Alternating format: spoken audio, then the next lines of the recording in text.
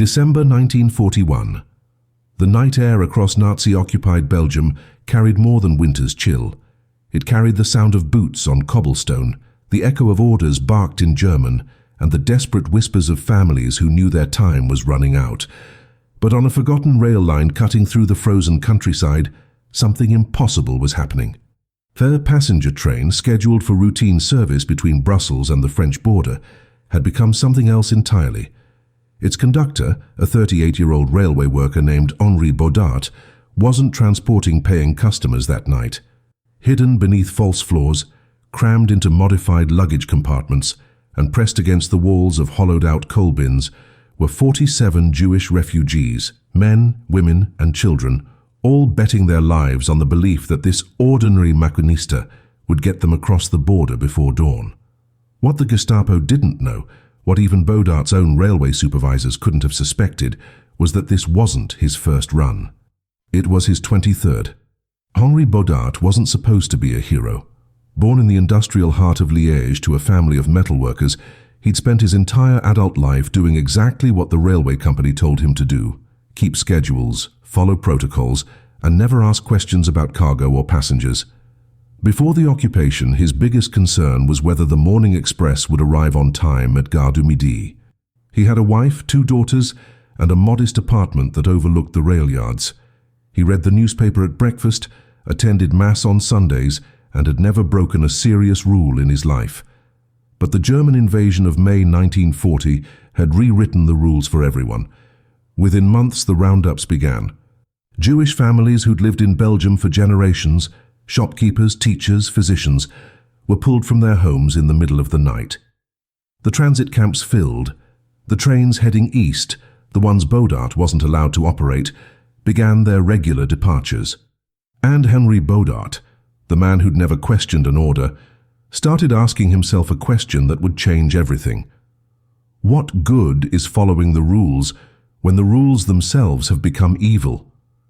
The transformation of his passenger train into a mobile sanctuary didn't happen overnight. It began in August 1941 when a former colleague, a track maintenance worker named Albert Marquet, approached Bodart with a proposition that could get them both executed. Marquet had connections with a resistance network operating out of Brussels, a loose coalition of priests, university students, and former military officers who were moving Jewish families toward neutral Switzerland and unoccupied France. But they had a problem. The Germans had locked down the roads. Checkpoints appeared every 15 kilometers. Travel permits were scrutinized with murderous attention to detail. But the trains, the regular passenger trains that kept Belgium's wartime economy functioning, those still moved with relative freedom. Marquet needed someone with access, someone with authority, someone the German rail inspectors wouldn't suspect. He needed Henri Bodart. The Maquinista's first response was exactly what you'd expect from a man who'd built his life on stability and caution. Absolutely not. The risk wasn't just to himself, it was to his family, to everyone who worked his line, to every passenger who trusted him to get them safely from point A to point B. But Marquet had brought something with him that night, something he knew would break through Bodart's fear. Photographs. 12 pictures of children, none older than 10, all wearing the yellow stars the Germans had mandated 3 months earlier. None of them, Marquet explained quietly, would be alive by winter, unless someone did something. Bodart's first run happened on a rain-soaked night in September. Just 5 passengers, an elderly couple and their 3 grandchildren, hidden in a modified baggage car that Bodart and Marquet had spent 2 weeks preparing in secret. The Maquinista's hands shook so violently on the throttle that he could barely maintain speed. Every station they passed, every German uniform he glimpsed through the rain-streaked windows, felt like the moment his life would end. But they made it. Across the border into unoccupied France, where resistance contacts were waiting in the pre-dawn darkness to spirit the family away to safety. And Henri Bodart, the rule follower, the man who'd never taken a risk in his life, realized something that terrified and exhilarated him in equal measure. He could do this again. Over the next 3 months, the operation expanded with desperate speed. Marquet's resistance network began routing more families to Bodart's line. The modifications to the train grew more sophisticated.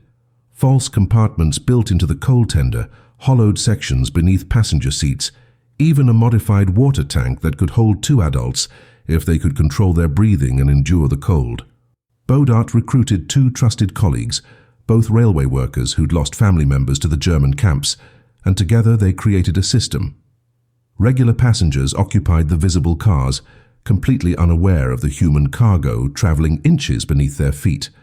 Bodart memorized the schedules of German rail inspections, learned which border guards could be bribed with black market cigarettes, and developed a 6th sense for when a routine stop was about to become a search. The number of refugees per run increased, 8, then 12, then 20. By December, Bodart was moving between 30 and 50 people every 10 days, a rolling act of defiance that would earn him a bullet to the head if the Gestapo ever discovered the truth. But the Gestapo was getting suspicious. Informants had reported unusual activity around the Brussels rail yards. German intelligence had noted a statistical anomaly. Too many Jewish families were disappearing from their assigned districts, vanishing without the paper trail that deportation created. Someone, somewhere, was running an underground railroad, and the Nazi security apparatus was determined to find it.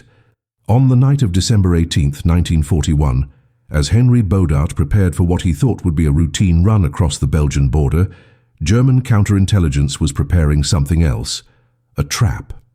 And 47 refugees, pressed into the darkness of his modified train, were about to discover whether an ordinary maquinista's courage could survive the ultimate test. The trap was set at Kortrijk station, 23 kilometers from the French border. German military intelligence, working with the Gestapo's Jewish Affairs Division, had spent 2 weeks analyzing rail traffic patterns and had identified Bodart's route as statistically suspicious. Too many of his scheduled runs happened at night. Too many occurred during shift changes when skeleton crews staffed the border checkpoints. And most damning of all, too many of his trains experienced minor mechanical delays at precisely the points where German inspectors were most active, only to resume normal speed once they'd passed into less monitored territory. The Germans didn't have proof yet, but they had something almost as useful: pattern recognition. So they modified the pattern. On December 18th, without advance warning to railway personnel, a new inspection protocol was implemented. Every passenger train crossing into France would undergo a complete search at Kortrijk. Not just documents, but physical inspection of every compartment, every luggage area, every space large enough to conceal a human being. And to ensure compliance, they'd stationed 30 Wehrmacht soldiers on the platform, backed by 2 Gestapo officers and a mechanical engineer whose sole job was to examine the train's structure for modifications. Henri Bodart learned about the new protocol exactly 8 minutes before his scheduled departure from Brussels. A sympathetic railway dispatcher, a man who suspected what Bodart was doing but had never asked directly, pulled him aside near the locomotive and delivered the news in a whisper that carried the weight of a death sentence. Full inspection at Kortrijk, structural examination, no exceptions. The dispatcher's eyes held a terrible question: what are you going to do? Bodart felt his stomach turn to ice. 47 people were already aboard, already hidden in spaces that would be obvious to anyone conducting a thorough search. The false floor in car 3 would reveal itself the moment an inspector started tapping for hollow spaces. The modified coal bins wouldn't withstand scrutiny from a mechanical engineer. And the water tank, God, the water tank where 2 young brothers were currently pressed against freezing metal, would be discovered within seconds. Bodart had 3 choices, and all of them were variations of catastrophe. He could abort the run, pull everyone off the train and scatter them back into Brussels, where German patrols were already conducting nightly sweeps. He could attempt the crossing anyway, and pray for a miracle that his experience told him wouldn't come. Or he could do something that had never been part of the plan, something that would either save 47 lives or end them all in a hail of German bullets. He chose option 4, a possibility so insane that it hadn't occurred to him until that exact moment. He would bypass Kortrijk entirely. The main rail line required passage through the station. German engineering had ensured there was no legitimate way around it. But Bodart had worked these routes for 17 years. He knew something the Germans didn't: 3 kilometers before Kortrijk, there was an abandoned spur line, a relic from Belgium's pre-war industrial expansion that had been decommissioned in 1938. The tracks were old, possibly unstable, definitely not rated for passenger service. The route would take them through a section of countryside where German patrols rarely ventured because there was nothing there worth guarding. And if the intelligence was right, if the maps Marquet had shown him months ago were accurate, the abandoned line reconnected with the main route to France roughly 8 kilometers past Kortrijk, well beyond the new inspection point. It was insane. The tracks might not hold, the Germans might have pickets along the route. And even if everything went perfectly, the deviation would be noticed immediately, triggering an alert that would bring every available German unit down on their position within the hour. Bodart made his decision in the span of a heartbeat. He climbed into the locomotive, signaled the all-clear to his 2 accomplices in the rear cars, and pulled the departure lever. The train lurched forward into the December night, its headlamp cutting through fog that had settled over the Belgian countryside like a burial shroud. For the first 20 minutes, everything proceeded normally. They passed through the outer Brussels checkpoints without incident, their papers in order, their manifest showing nothing unusual. But as the lights of Kortrijk began to glow on the horizon, Bodart did something that would be reported in German military logs as either mechanical failure or deliberate sabotage. He killed the train's running lights, reduced speed to barely 15 kilometers per hour, and guided his locomotive onto tracks that officially no longer existed. In the passenger cars, regular travelers assumed they were experiencing a routine slowdown. But in the hidden compartments, 47 refugees felt the change in the trackbed and understood that something had gone terribly wrong, or terribly right. The abandoned spur line was worse than Bodart had feared.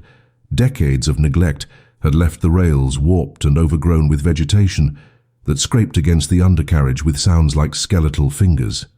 The train's reduced speed was the only thing preventing a derailment as they navigated curves that hadn't been maintained since before the war.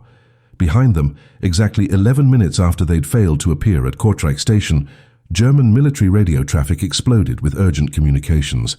A train had vanished, search protocols were activated, and somewhere in the December darkness, Henri Bodart, a maquinista who'd never broken a rule in his life, was now Belgium's most wanted criminal, shepherding 47 souls through the night on a prayer, a gamble, and tracks that might collapse at any moment. The German response was immediate and overwhelming. Within 20 minutes of Bodart's disappearance from the Kortrijk checkpoint, Wehrmacht command had mobilized 4 motorized infantry units, dispatched reconnaissance motorcycles along every secondary road paralleling the rail lines, and ordered searchlights positioned at every known crossing point between Belgium and France. Radio operators transmitted alerts to border stations from Tournai to Mouscron, warning of a rogue train carrying unknown cargo and operated by a conductor, now classified as an enemy of the Reich. Gestapo headquarters in Brussels issued shoot-on-sight orders for Henri Bodart and authorized field commanders to stop the train by any means necessary, including artillery if required. The Germans knew something catastrophic was happening. You didn't abandon your scheduled route and vanish into the Belgian countryside unless you were transporting something worth dying for. What they didn't know, what their meticulous intelligence gathering had failed to uncover, was the exact nature of that cargo.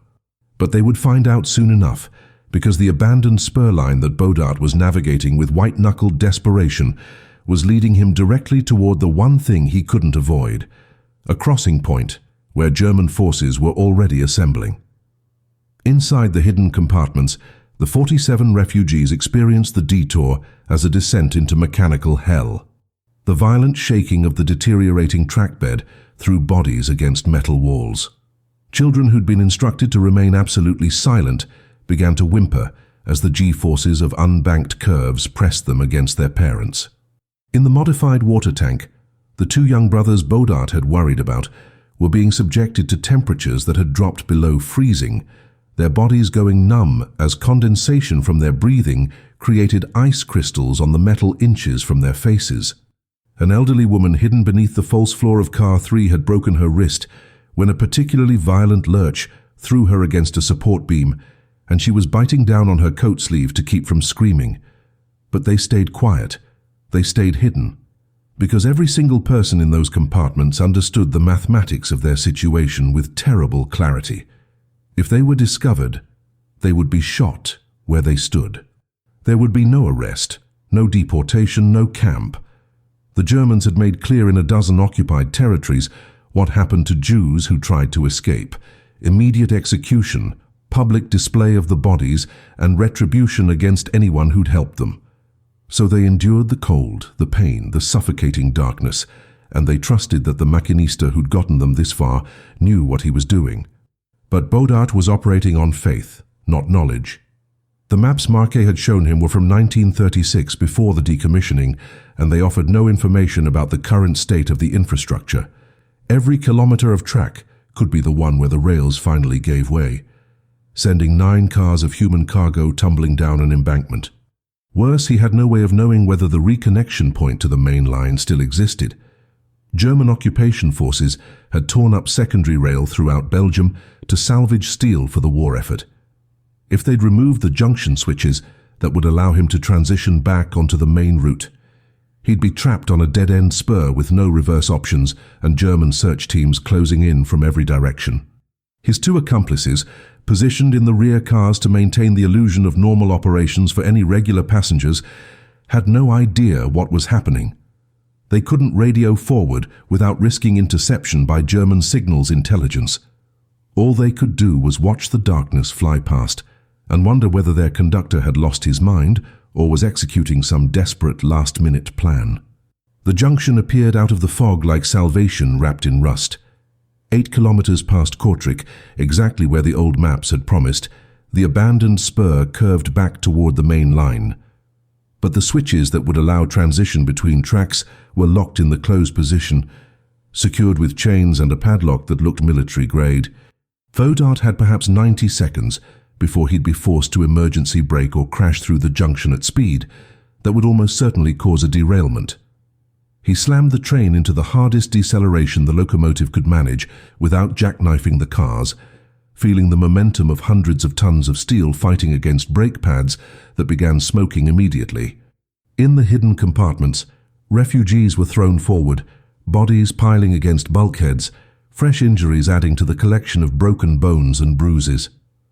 The train shuddered to a stop approximately 50 meters from the locked junction, its headlamp still extinguished, pointing toward a barrier that stood between them and possible escape. And Henri Bodart, his hands shaking with adrenaline and terror, did something that would later seem either divinely inspired or criminally reckless.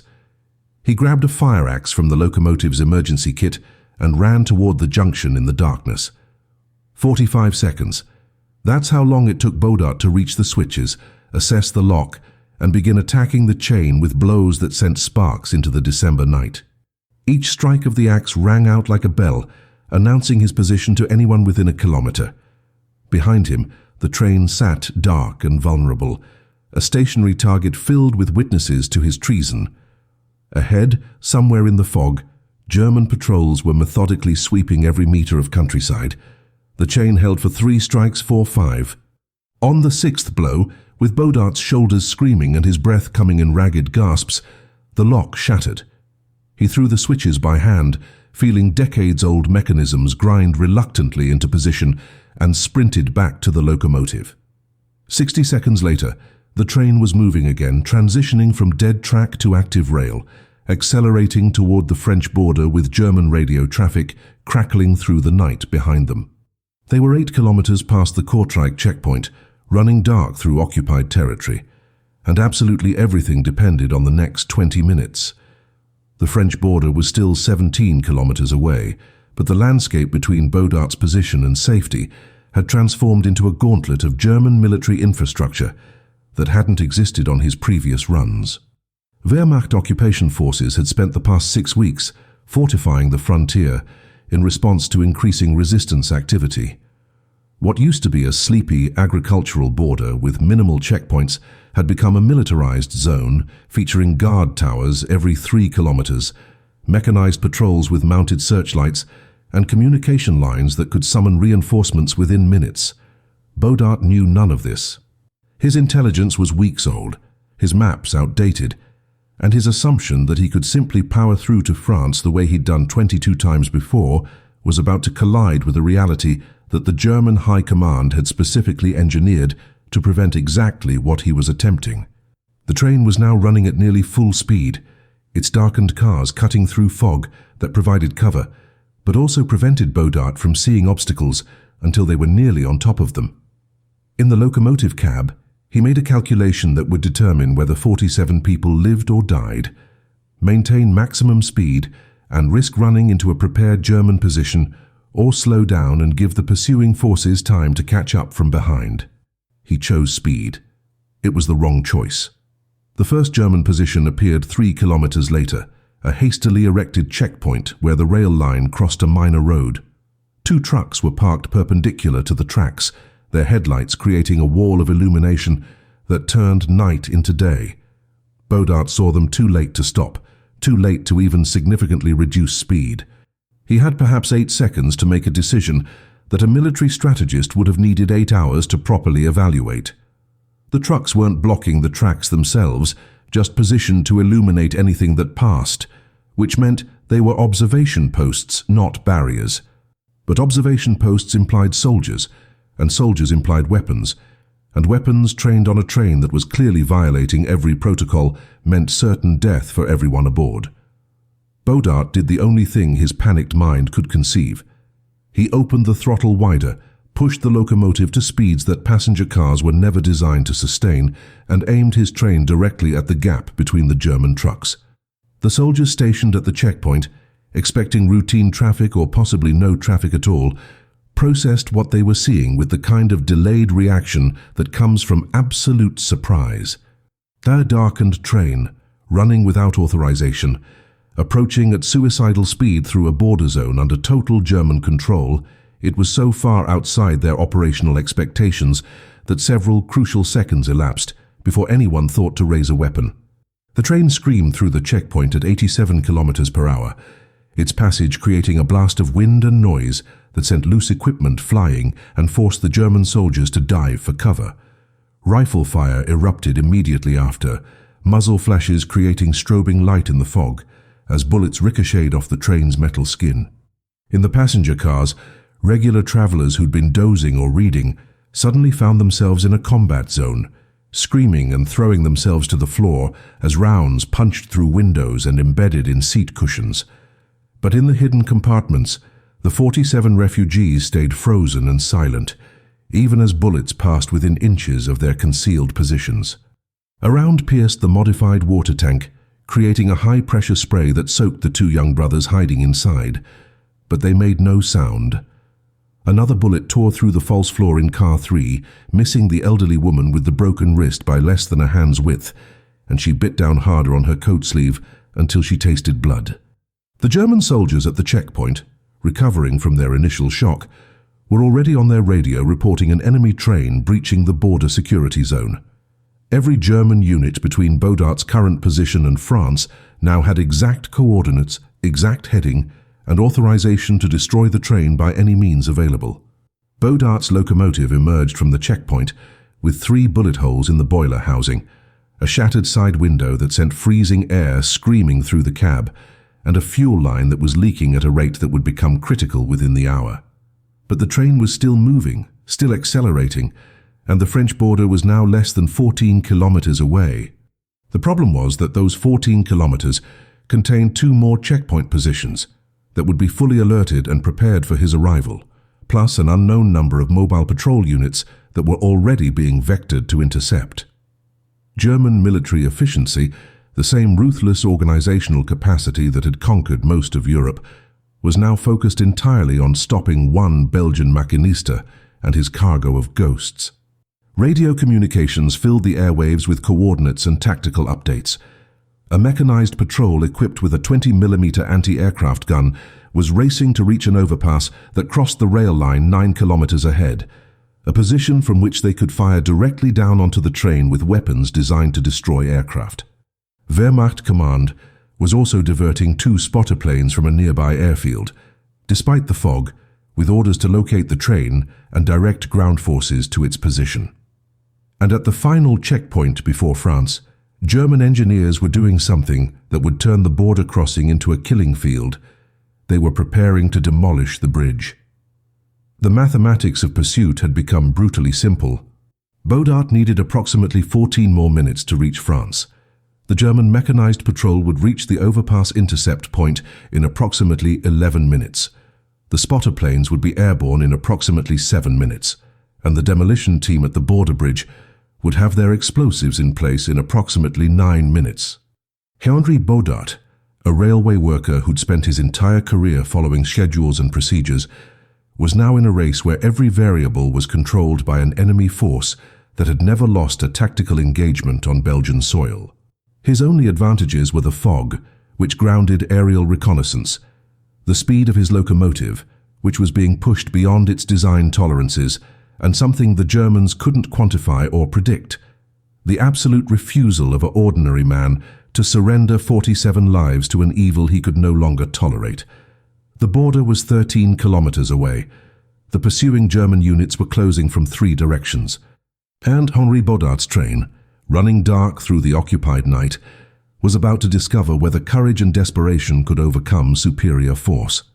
The overpass appeared in Bodart's headlamp beam exactly when German tactical planning said it would. 9 kilometers from the French border, spanning the rail line at a height that provided perfect firing position for the 20mm anti-aircraft gun that was, at that precise moment, being positioned by a Wehrmacht mechanized unit that had arrived 40 seconds earlier. The German gunner, a veteran of the France campaign who downed 3 Allied aircraft over Sedan, was calibrating his weapon for a target that couldn't maneuver, couldn't return fire, and was approaching at a speed that made trajectory calculation almost trivial. His commanding officer had given explicit orders: disable the locomotive, stop the train, and secure all personnel aboard for interrogation. The Gestapo wanted prisoners who could be interrogated about resistance networks, but the gunner, watching through his sight as the darkened train emerged from the fog, made a battlefield decision that would haunt him for the rest of his life. He aimed for the locomotive's boiler, not to disable, to destroy, because something in his combat-trained instincts told him that whatever was on that train was important enough to die for, which made it important enough to kill for. His finger tightened on the trigger as the locomotive entered optimal range. What saved Henri Bodart's life in that moment wasn't skill or planning. It was a mechanical failure that occurred at the exact instant the German gunner fired. The leaking fuel line that had been damaged at the first checkpoint finally gave way completely, causing the locomotive to experience a sudden loss of power that reduced speed by nearly 20 kilometers per hour in less than 3 seconds.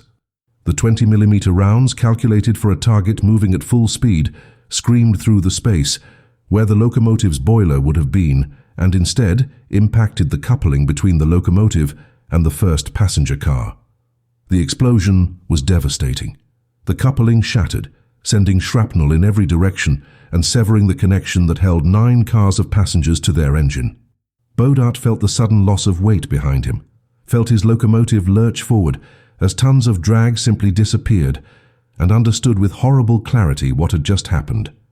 His train, the mobile sanctuary that carried 47 hidden refugees and approximately 30 regular passengers, had just been cut loose. The passenger cars, no longer powered, no longer controlled, were now rolling backward down a slight grade, gathering speed as gravity took over, heading directly back toward the pursuing German forces. In Car 3, where most of the refugees were hidden beneath false floors and in modified compartments, the sudden reversal of direction created immediate panic. People who'd stayed silent through bullets and cold and crushing fear began to break. Children started crying.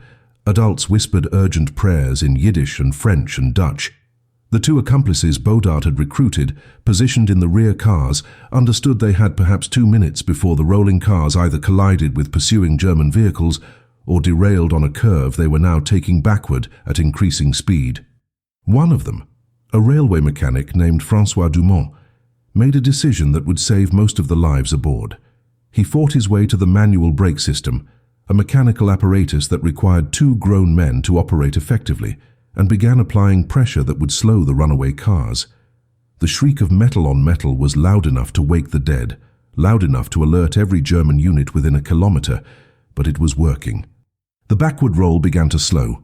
30 kilometers per hour, 25, 20, but they were still moving in the wrong direction, away from France, toward capture. Meanwhile, Bodart's severed locomotive, suddenly freed from the weight of 9 passenger cars, was accelerating beyond anything he could control. The damaged fuel line meant he couldn't regulate power. The loss of the cars meant he'd lost the distributed braking system. And the downgrade track ahead meant gravity was working against him just as it had worked against the separated cars. His locomotive was becoming a runaway missile aimed at the French border, and there was absolutely nothing he could do to stop it. The irony was crushing. He'd spent 23 runs carefully shepherding refugees to safety, and now when it mattered most, he was being torn away from the very people he'd risked everything to protect. Through the shattered side window, he could see the glow of the German checkpoint ahead, the final barrier before France, where engineers were frantically working to place demolition charges on the bridge supports. They'd heard the explosion at the overpass. They knew something catastrophic was happening, and they were preparing to bring down the only crossing point for 30 kilometers in either direction. If Bodart's locomotive reached that bridge before the demolition was complete, he might make it to France. But the 47 refugees in the cars behind him, now being manually braked to a halt by his accomplices, would be captured within minutes. The decision tree had collapsed to a single terrible choice. Bodart could stay with his runaway locomotive, possibly reach France alive, and abandon everyone he'd tried to save. Or he could do something that violated every safety protocol he'd ever learned, something that would almost certainly kill him, but might give the separated cars enough time to figure out their own escape. He looked at the throttle, at the damaged fuel line spraying volatile liquid across hot metal, at the bridge growing larger in his field of vision. Then Henri Bodart, the rule follower who'd become a revolutionary, made his final decision as a maquinista. He tied down the throttle at full power, opened the firebox to maximum burn, wedged the dead man switch with a piece of broken window frame, and jumped from a locomotive moving at nearly 100 kilometers per hour into the December darkness. His body hit the embankment with force that shattered his left leg and 3 ribs, and consciousness left him before he finished rolling. Behind him, his driverless locomotive screamed toward the border bridge at suicidal speed, a projectile of steel and steam that was about to teach the Germans a lesson about unintended consequences. The driverless locomotive hit the border bridge at 107 kilometers per hour, exactly 32 seconds before the German demolition team finished placing their charges. The impact was cataclysmic. 60 tons of steel and superheated steam, traveling at a speed that transformed kinetic energy into something resembling an artillery strike, collided with bridge supports that were designed for controlled weight distribution, not ballistic force.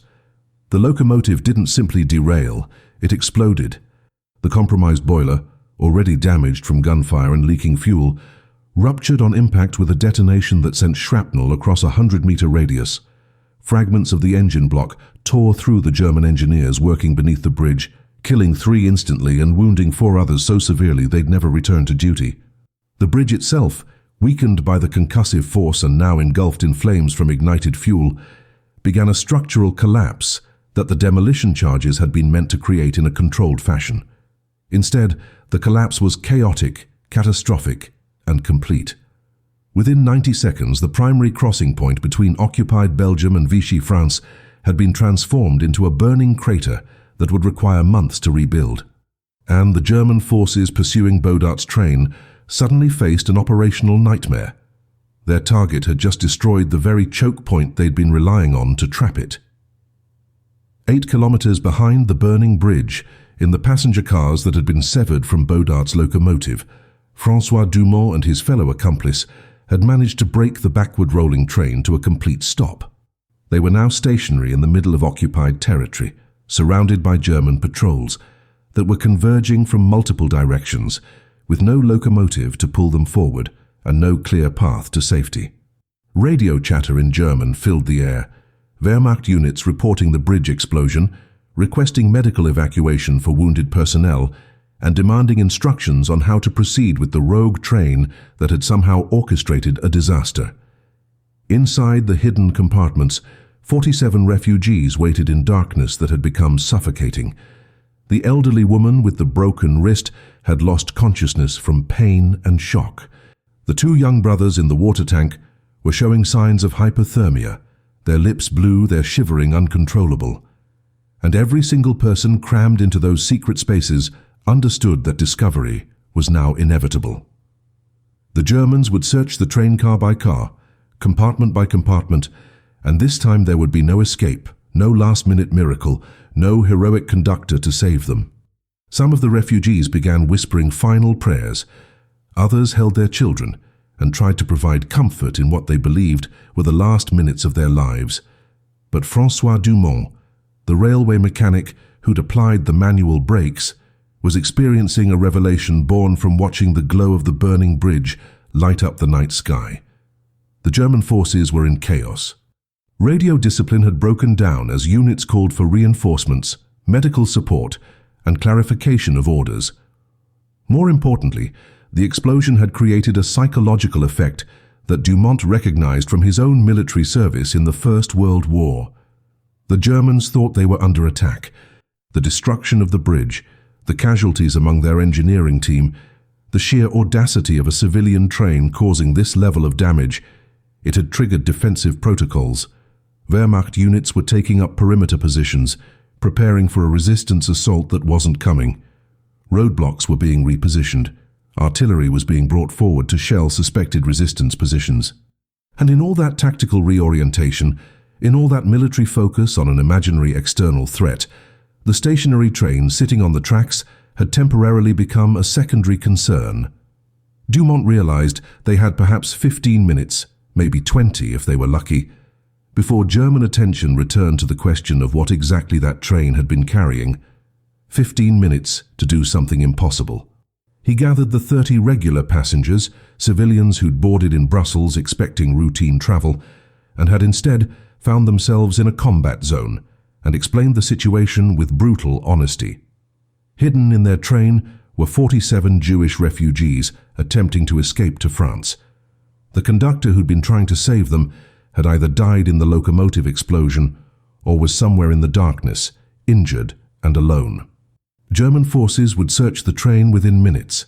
Everyone aboard, refugees and regular passengers alike, would face interrogation, imprisonment, possibly execution as resistance sympathizers. But there was an option, a desperate gamble that required every person in those cars to become complicit in an act of mass deception. The refugees needed to disappear, not into hidden compartments that would be discovered, but into the landscape itself. And the regular passengers needed to provide the chaos that would make that disappearance possible. What Dumont was proposing was technically a civilian evacuation, but in reality, it was something far more dangerous. He was asking 30 innocent passengers to become accessories to the largest resistance escape operation attempted in occupied Belgium, knowing that if a single person refused, if anyone decided cooperation with the Germans was safer than defiance, everyone would die. The response came not in words, but in action. Regular passengers began pulling refugees from their hiding places, helping children out of cramped compartments, supporting the injured, wrapping coats around those suffering from hypothermia. The elderly woman with the broken wrist was carried by two Belgian businessmen who'd been traveling to a meeting they'd now never attend. The young brothers from the water tank were warmed by a grandmother who'd been visiting family and was now holding strangers' children against her body to stop their shaking. And François Dumont standing in the doorway of car 3, watching 77 people, refugees and rescuers alike, pour out of the train into the Belgian countryside, understood that Henri Bodart's greatest achievement wasn't the 23 successful runs he'd completed. It was this. He'd shown ordinary people that extraordinary courage was possible, that the rules could be broken, that evil could be resisted. Now those ordinary people were scattering into the fog, moving toward farmhouses and barns and root cellars that local resistance would help them locate, becoming ghosts in a landscape the Germans controlled but didn't truly own. The train sat empty and silent as German patrols finally arrived, finding nothing but abandoned cars and a mystery they'd spent months trying to solve. Henri Bodart regained consciousness in a drainage ditch, approximately 40 meters from where he'd jumped from the locomotive. His body broken, but his mind sharp enough to understand that staying still meant death. German patrols were sweeping the area methodically, flashlights cutting through fog, as soldiers searched for survivors of what they now believed was a coordinated resistance attack. Bodart's left leg was shattered below the knee, his ribs screamed with every breath, and he was fairly certain he had internal bleeding that would kill him within hours if he didn't receive medical attention. But medical attention meant German custody, which meant interrogation, which meant revealing the names of everyone who'd helped him across 23 runs. Marquet, Dumont, the safe house operators in France, the resistance coordinators in Brussels, the railway dispatchers who'd looked the other way. He knew approximately 40 names, and under Gestapo interrogation methods, he'd give up every single one of them. So Henri Bodart, barely conscious and bleeding into Belgian soil, began to crawl, not toward help, not toward the distant lights of farmhouses where he might find shelter, but away from the rail line, away from the patrols, deeper into the countryside where he could either escape or die without betraying anyone. The crawl lasted 3 hours and covered less than 200 meters. Every movement sent lightning bolts of agony through his broken leg. Twice he passed out from the pain, waking in darkness with no sense of how much time had elapsed or how far German search teams had progressed. He could hear them in the distance, dogs barking, officers shouting orders, the mechanical rumble of trucks repositioning along roads that paralleled his route. The fog that had provided cover all night was beginning to lift as dawn approached, and with visibility increasing, his chances of remaining undetected were approaching zero. By the time he reached a small grove of trees near an abandoned farm building, his clothing was soaked with blood, and his vision was tunneling. He pulled himself into the shadow of a collapsed barn wall, pressed his back against rotting wood, and prepared to die. He thought about his wife and daughters in Liège, who'd believed he was working normal railway shifts and had no idea their husband and father had become Belgium's most wanted fugitive. He thought about the 47 refugees he'd tried to save, wondering if any had made it to France, or if they'd all been captured when the cars were searched. And he thought about the moment Albert Marquet had shown him those 12 photographs of children, the moment that had transformed an ordinary maquinista into something he'd never imagined becoming, someone willing to die for strangers. He didn't hear the approach of the person who saved his life. Shock and blood loss had reduced his awareness to a narrow cone of failing consciousness. So when a hand touched his shoulder, Bodart's first reaction was resignation. The Germans had found him, and now everyone he loved would pay the price for his resistance. But the voice that spoke in his ear wasn't German. It was French, accented with the particular dialect of the Belgian French borderlands, and it was saying words that didn't make immediate sense. "The priest sent me. We need to move you now." The speaker was a woman, perhaps 50 years old, dressed in farmer's clothing and carrying a medical bag that suggested she had some training as a nurse or midwife.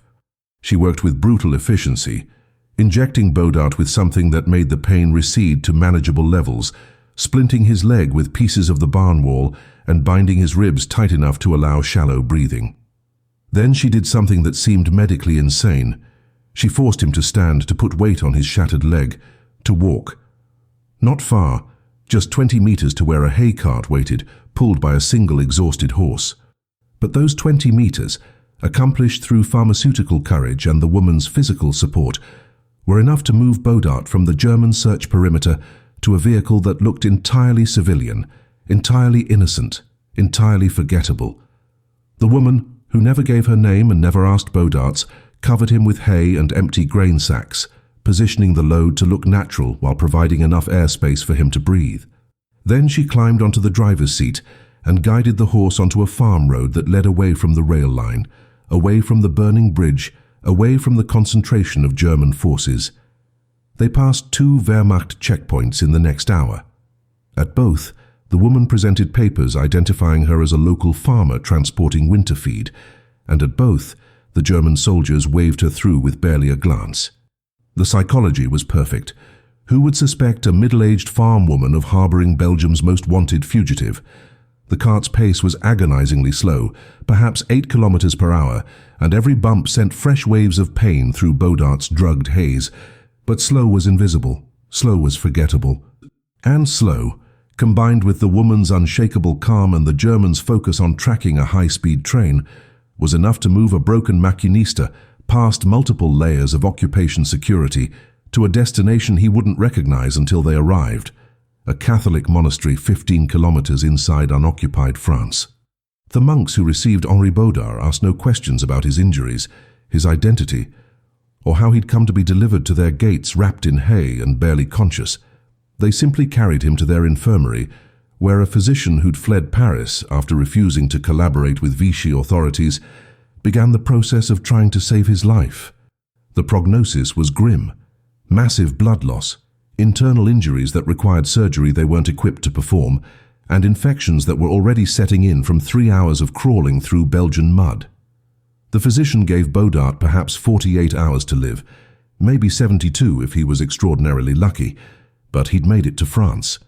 The country that 47 refugees had been trying to reach, the destination that had driven 23 runs and cost him everything, was now the place where Henri Bodart would either recover or die. As consciousness faded again, pulled under by morphine and exhaustion, his last coherent thought was a question he'd never learned the answer to. Had any of them made it? Had a single refugee from that final catastrophic run found safety? Or had his sacrifice, his broken body and destroyed life, purchased nothing but German retribution? The answer to Bodart's question was being written in real time across the Belgian countryside by 77 people who'd scattered into the fog and were now testing whether ordinary civilians could outmaneuver a military occupation force. The 47 refugees, joined by the 30 regular passengers who'd chosen solidarity over safety, had fragmented into small groups of 3 to 5 people, guided by François Dumont's hastily shouted instructions before the German patrols arrived. Some headed north toward farm country, where resistance networks maintained safe houses in barn lofts and root cellars. Others moved south toward the forest regions, where partisan groups operated with increasing boldness. And a desperate few, including the 2 hypothermic brothers and the elderly woman with the broken wrist, attempted the most audacious route: a direct crossing into France through rural areas where the border existed more as a legal concept than a physical barrier. What happened over the next 72 hours would become a case study in how mass escapes either succeed or fail based on factors that have nothing to do with planning or resources. It came down to luck, local knowledge, and the willingness of people who had no obligation to help to make choices that could get them killed. The first group to reach safety consisted of 9 refugees, 2 families, and a university student, who were guided by a Belgian passenger named Claire de Vos, a schoolteacher from Tournai who'd been traveling to visit her sister. De Vos had grown up in the borderlands and knew every farm track, every creek crossing, every place where German patrols rarely ventured because the terrain made vehicle access impossible. She led her group through marshland that soaked them to the waist, across frozen streams that cracked under their weight, and finally to a dairy farm operated by a cousin who took one look at the bedraggled refugees and immediately began preparing food and dry clothing. Within 6 hours of abandoning the train, all 9 were hidden in a false-walled section of the farm's cheese storage cellar, a space that had been constructed specifically for evading German requisition inspections, but now served a far more critical purpose. The farmer, a man named Jules Petit, activated a resistance communication network that stretched from his property to a Franciscan convent in France, and within 36 hours, all 9 refugees had been moved across the border using a route that involved a midnight crossing through a vineyard, whose owner was technically a Vichy collaborator, but secretly despised the Germans enough to risk everything for strangers. The second group wasn't as fortunate.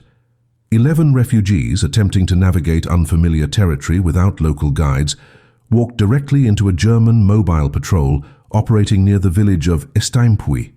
The Wehrmacht soldiers, still on high alert from the bridge explosion and trained to be suspicious of any nighttime foot traffic, detained the entire group at gunpoint and transported them to a holding facility in Kortrijk for interrogation. But here, something unexpected occurred that revealed how much Bodart's final run had disrupted German operational assumptions. The interrogating Gestapo officer, working from reports that suggested a major resistance action involving trains and explosives, couldn't make the detained refugees fit the narrative. They had no weapons, no explosives, no radio equipment. They were carrying identification papers that were obviously forged, but in ways that suggested amateur work, not professional resistance tradecraft. And most confusing of all, they included children and elderly individuals who made no tactical sense as resistance operatives. The Gestapo officer, a man trained to see conspiracy everywhere, began to suspect he'd captured a different group entirely, perhaps black market smugglers or refugees from a completely separate escape network. In his report, filed 6 hours after the capture, he recommended the prisoners be processed through standard deportation protocols rather than treated as resistance fighters. It was a bureaucratic decision that would save 11 lives, because standard deportation meant transit camps, which meant time, which meant opportunities for rescue that the resistance would eventually exploit. The largest group, 23 refugees traveling with 8 Belgian passengers, implemented the most dangerous strategy. They split into even smaller cells and attempted to blend into local populations until resistance contacts could be activated. This approach worked for some and failed catastrophically for others. A mother and her 2 children were hidden by a butcher in Mouscron, who'd been quietly assisting refugees for months and had developed sophisticated methods for concealing people during German inspections. A pair of young men found shelter with a widow who'd lost her son to German forced labor and channeled her grief into defiance. But 4 refugees, including an elderly couple, were betrayed by a Belgian collaborator who'd been promised a finder's fee for reporting resistance activity. The couple was arrested within 18 hours of leaving the train, subjected to interrogation that revealed nothing because they knew nothing about broader resistance networks, and eventually deported to camps in the east. They would not survive the war. Their betrayer collected his payment, 300 Belgian francs, and continued his work as an informant until 1944, when resistance fighters who'd been tracking his activities executed him in a street that bore the names of people he'd sent to their deaths. But the most remarkable outcome involved the final group of 4 refugees, the 2 hypothermic brothers from the water tank, now being carried by 2 of the regular passengers who decided their business meetings could wait indefinitely compared to the moral imperative of protecting children. This group, led by a businessman named André Moreau who had absolutely no resistance experience, but possessed the kind of stubborn determination that doesn't require training, walked through German checkpoints using a cover story so audacious it bordered on insanity. They claimed to be a family evacuating from Brussels due to British bombing, traveling to stay with relatives in rural France. Moreau forged identity papers using hotel stationery and a typewriter he found in an abandoned farmhouse. The 2 brothers, barely conscious and wrapped in blankets, were presented as his sons suffering from influenza. And somehow, impossibly, the story worked. German checkpoint guards, processing dozens of legitimate evacuees every day and focused on finding armed resistance fighters, waved them through with instructions to seek medical attention for the sick children. By the time Henri Bodart was being carried into the French monastery, those 2 brothers were sitting in a physician's office in Lille, receiving treatment for hypothermia and pneumonia. Their survival a testament to the fact that sometimes the most successful resistance strategy is simply the willingness of ordinary people to lie with absolute conviction. Henri Bodart survived. Against medical predictions, against the odds calculated by physicians who'd seen hundreds of trauma cases, against everything his broken body should have allowed, the maquinista who'd jumped from a runaway locomotive lived through the critical 72 hours and began the slow, agonizing process of recovery. The monastery physician, a man named Dr. Laurent Beaumont, who'd treated enough resistance fighters to recognize the type, watched Bodart's vitals stabilize with something approaching disbelief. The internal bleeding stopped. The infections responded to the limited antibiotics available. The shattered leg, set with medieval simplicity, using splints and prayer, began to heal in a way that would leave Bodart with a permanent limp, but allow him to walk. By the end of January 1942, 6 weeks after the bridge explosion, Bodart was conscious enough to ask the question that had haunted his fever dreams. What happened to the refugees? Dr. Beaumont's answer was incomplete, but contained enough truth to provide fragile hope. Some had made it to France, some had been captured, some were in hiding, their fates unknown. The precision that Bodart craved, the definitive accounting that would tell him whether his sacrifice had been worth the cost, didn't exist. Resistance networks dealt in rumors and partial information, not comprehensive databases. But Beaumont could confirm at least 15 successful crossings, including 2 young brothers who were recovering in Lille, and an elderly woman with a broken wrist who'd been treated at a convent in Tournai before being moved to Switzerland. 15 lives, possibly more. Against how many captured or killed, Beaumont couldn't say. The German investigation into the bridge incident consumed hundreds of man-hours and produced a report that completely missed the truth. Wehrmacht intelligence concluded that the locomotive explosion had been a resistance sabotage operation designed to disrupt border security and create chaos that allowed weapons smuggling. They found no evidence of refugees because they weren't looking for refugees. They were looking for explosives, radio equipment, and military materiel. The passenger cars that had been abandoned on the tracks were examined and found to contain modified compartments, but German analysts interpreted these as smuggling apparatus for black market goods, not human cargo. Henri Bodart was listed as a resistance operative, likely killed in the explosion, and a reward of 5,000 Reichsmarks was offered for information leading to confirmation of his death or capture. His wife and daughters in Liège were questioned extensively, their home searched, their lives placed under surveillance. But they knew nothing, genuinely nothing, because Bodart had never told them what he was doing during those nighttime runs. The Germans eventually concluded the family was innocent and left them under watch but unharmed. Bodart's colleagues, including François Dumont and the railway dispatcher who'd warned him about Kortrijk, were arrested on suspicion of collaboration. Dumont endured 3 weeks of interrogation before being released due to lack of evidence. The dispatcher wasn't as fortunate. He was sent to a labor camp where he'd spend the next 2 years before liberation.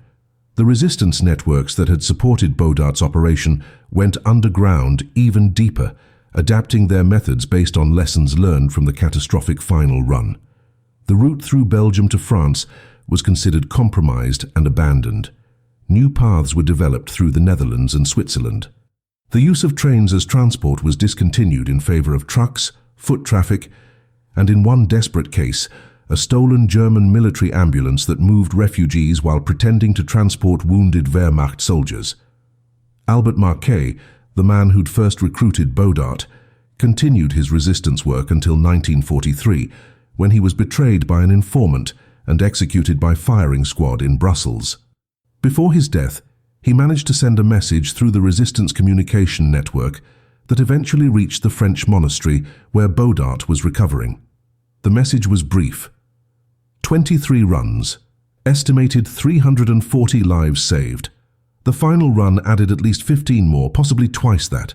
You changed everything. They can't erase what you did. Marquet had kept meticulous records, hidden in a dozen different locations, documenting every refugee Bodart had transported across nearly 18 months of operations. Those records would survive the war and eventually be used to calculate the true impact of an ordinary railway worker who decided the rules no longer applied. By April 1942, Bodart was well enough to be moved from the monastery to a resistance safe house in the French countryside, where he'd spend the remainder of the war performing light maintenance work on farm equipment and teaching local resistance members how to sabotage German rail infrastructure without getting caught. His knowledge of railway operations, the systems and procedures that had made his refugee runs possible, now served a different purpose: disrupting German military logistics. He taught partisans where to place charges for maximum damage with minimum explosives, how to disable switches to create delays that looked like mechanical failures, which signals to cut to cause confusion without triggering immediate German response. His leg never fully healed, leaving him dependent on a cane and unable to operate locomotives, but his mind remained sharp and his commitment to resistance never wavered. When Allied forces liberated France in 1944, Bodart was still there, still teaching, still contributing to a war effort that had transformed him from a man who followed rules into a man who understood that some rules deserved to be broken. The final accounting of that December 1941 run would take decades to compile. Researchers working in the 1980s and 90s, combing through resistance archives and survivor testimonies, eventually confirmed that 31 of the 47 refugees aboard Bodart's train reached safety, either immediate crossing into France or survival in hiding until liberation. 11 were captured and deported, with 4 surviving the camps to tell their stories after the war. 5 remained unaccounted for, their fates lost to the chaos of occupation and the incomplete records that define that era. The 30 regular passengers who'd chosen to help rather than remain neutral all survived, though 3 spent time in German detention facilities on suspicion of resistance activity. And Henri Bodart himself lived until 1978, dying in a small village in southern France, where he'd settled after the war, his story largely unknown outside the tight community of resistance historians and Holocaust survivors who understood what he'd accomplished. At his funeral, attended by fewer than 20 people, were 2 men in their late 40s who'd traveled from Israel specifically to pay respects. They were the brothers who'd survived the water tank, the hypothermic children who'd been carried to safety by strangers who became heroes. They never forgot the maquinista who'd risked everything to give them a chance at life. Here's what makes Henri Bodart's story so dangerous to forget. He wasn't special. He had no military training, no espionage background, no particular skills that marked him as someone destined for heroism. He was a railway worker who showed up for his shifts, followed the rules, and wanted nothing more than to provide for his family in a world that made sense. But when that world stopped making sense, when the rules themselves became instruments of genocide, Bodart made a choice that millions of people in occupied Europe refused to make. He decided that his comfort, his safety, his very life were less important than the lives of strangers he would never meet again. And that choice, multiplied across 23 runs and approximately 375 saved lives, represents something that modern audiences desperately need to understand. Resistance to evil doesn't require superhuman courage. It requires ordinary people willing to become extraordinary when circumstances demand it. Bodart's story has been largely erased from mainstream World War II history, not because it lacks drama or significance, but because it doesn't fit the comfortable narratives we prefer. We like our Holocaust heroes to be Schindlers, wealthy industrialists with resources and connections. We're less comfortable with the truth that most rescue operations were conducted by people who had nothing except the refusal to comply. The erasure is systematic and revealing. There are no major films about Henri Bodart, no best-selling books, no monuments in Belgium commemorating the maquinista who turned his train into a mobile sanctuary. The bridge he destroyed was rebuilt in 1946 and carries traffic to this day, with no plaque explaining what happened there in December 1941. The monastery that saved his life still operates, but doesn't mention his recovery in its historical materials. Even in Israel, where Yad Vashem has honored thousands of righteous Gentiles who saved Jewish lives during the Holocaust, Bodart's name appears only in specialized archives accessible to researchers who already know to look for him. This isn't conspiracy. It's the natural result of how history gets written. Grand strategic decisions made by generals and politicians get documented in official records. Individual acts of courage by railway workers get lost in the chaos of war, remembered only by the people directly saved and their descendants. But that loss matters because it creates a distorted picture of what resistance actually looked like. It suggests that fighting evil requires positions of power, when the truth is that some of the most effective resistance came from people whose only power was the willingness to say no. The legacy of that December run extends far beyond the 31 refugees who reached immediate safety. Those survivors had children, grandchildren, and great-grandchildren who exist today because a Belgian maquinista jumped from a runaway locomotive into darkness. Genealogical research conducted in 2012 estimated that Bodart's total rescue operations across all 23 runs had resulted in approximately 1,800 living descendants as of that year. Teachers, physicians, artists, engineers, Parents raising the next generation with stories about a man named Henri, who'd saved their great-grandmother in a modified train compartment. But the legacy runs deeper than biology. Every single regular passenger who chose to help refugees escape rather than protect themselves by staying silent became part of a resistance network they hadn't known existed hours earlier. Some continued that work throughout the occupation. Others returned to normal life but carried the knowledge that they'd faced a moral test and passed it. That knowledge, that proof of their own capacity for courage, changed how they navigated every subsequent crisis in their lives. The ripple effects of one man's decision to modify a passenger train cannot be fully calculated, but they're still propagating through time, still shaping the world in ways both visible and invisible. Modern railway workers in Belgium and France occasionally encounter stories about Bodart through union historical societies or local museums, and some have started asking questions that make contemporary institutions uncomfortable. If an ordinary maquinista could save hundreds of lives by creatively using the tools of his trade, what responsibility do today's transportation workers have when they encounter modern injustices? When trains are used to deport asylum seekers, when railway systems facilitate policies that separate families or enforce discriminatory border controls, does Bodart's example suggest that following orders isn't sufficient justification? These aren't abstract questions. They're being asked right now by people who operate the same rail lines Bodart used, who work in systems that still prioritize efficiency and compliance over moral evaluation of outcomes. The discomfort those questions create is precisely why Bodart's story remains marginalized. It's not safely historical, it's dangerously applicable. It suggests that ordinary people in ordinary jobs have both the capacity and perhaps the obligation to resist when their professional tools are being used to facilitate harm, and institutions, whether governmental or corporate, vastly prefer narratives that don't encourage employees to make independent moral judgments about orders. So Henri Bodart remains hidden in the historical record, known to specialists and descendants, but absent from the mainstream consciousness that shapes how we understand resistance, heroism, and moral responsibility. His modified passenger train, his 23 runs, his final desperate gamble that saved at least 15 lives at the cost of his own mobility and security, these aren't taught in schools, aren't featured in documentaries, aren't referenced when politicians invoke the lessons of World War II, but they should be, because Bodart's real achievement wasn't the specific number of people he saved, impressive as that number is. His achievement was demonstrating that the apparatus of oppression, the trains and bureaucracies and systems that enable atrocity, can be turned against themselves by individuals who understand those systems well enough to exploit them. He proved that you don't need to overthrow the entire regime to save lives. You just need to know where the false floors can be installed, which routes the inspectors ignore, and when to jump from a runaway locomotive because your death might buy someone else time to escape. That's the story they don't teach. That's the maquinista who history tried to forget. And that's exactly why his name deserves to be remembered now.